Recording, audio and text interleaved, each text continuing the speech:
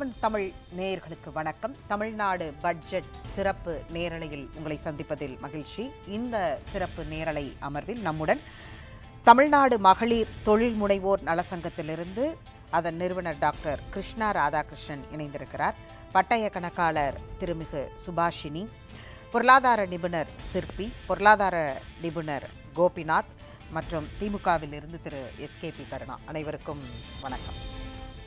இந்த அமர்வில் நம்மோட பொருளாதார நிபுணர் முத்துராஜா மதுரையிலிருந்து இணைந்திருக்கிறார்.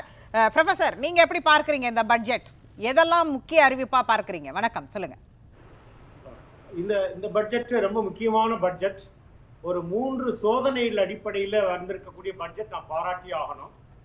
ஒன்று, ரொம்ப நாளா இருக்கக்கூடிய சென்ட்ரல் ஸ்டேட் பினான்சியல் ரிலேஷன்ஸ், மத்திய மாநில அரசுகளுக்கான நிதி ஆதாரங்கள் பகிர்வதிலே சமீபத்தில் உச்சத்தில் இருக்கிறது. நமக்கு தேவையான பகிர்வு கிடைக்கவில்லை என்பது ஒன்று. இரண்டாவது, கடன் சுமை அதிகரித்து இருக்கக்கூடிய சூழல்.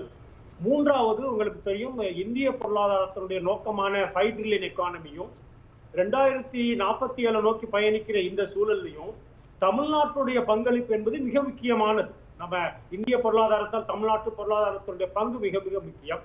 அந்த அடிப்படையில் பார்க்கின்ற பொழுது இந்த வரவு செலவு திட்டத்தை நான் பாராட்டி ஆக வேண்டும்.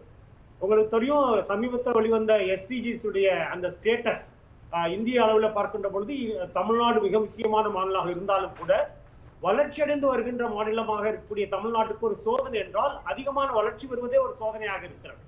ஏனென்றால் பெரும்பாலான நாடுகளில், பெரும்பாலான மாநிலங்களில் எதிர்பார்ப்பு அதிகமாக இருக்கிறது. அந்த எதிர்பார்ப்புகளை பூர்த்தி செய்யும் வாயிலாக இந்த வரவு செலவு திட்டம் அமைந்திருக்கிறது என்றுதான் சொல்ல வேண்டும்.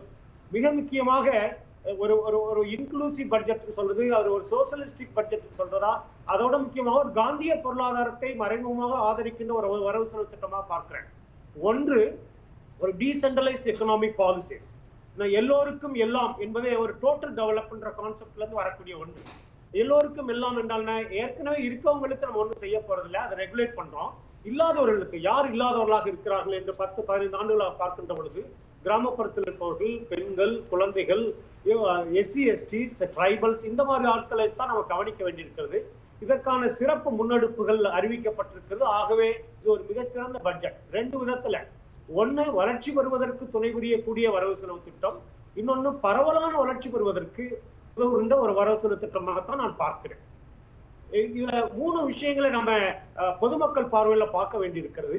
அரசியலுக்கு அப்பாற்பட்டு, அரசியல் பொருளாதாரத்துக்கு அப்பாற்பட்டு முதலாக வந்திருக்கக்கூடிய தமிழ்நாட்டில் இந்த பொருளாதார ஆய்வறிக்கை ஒரு டிரான்ஸ்பரண்ட் எக்கனாமிக்ஸ், ஒரு மக்கள் எல்லாம் புரிந்து கொள்ளும் வாயிலாக, மக்கள் எல்லாம் தெரிந்து கொள்ளும் வாயிலாக புள்ளி விவரங்களை, கொள்கைகளை, நோக்கங்களை தெரிந்து கொள்ளும் வாயிலாக வந்திருக்கக்கூடிய பொருளாதார அறிக்கையை சமர்ப்பிப்பதற்கு மிக முக்கியமான ஒன்று. இரண்டாவது, நம்ம டைரக்ஷன்.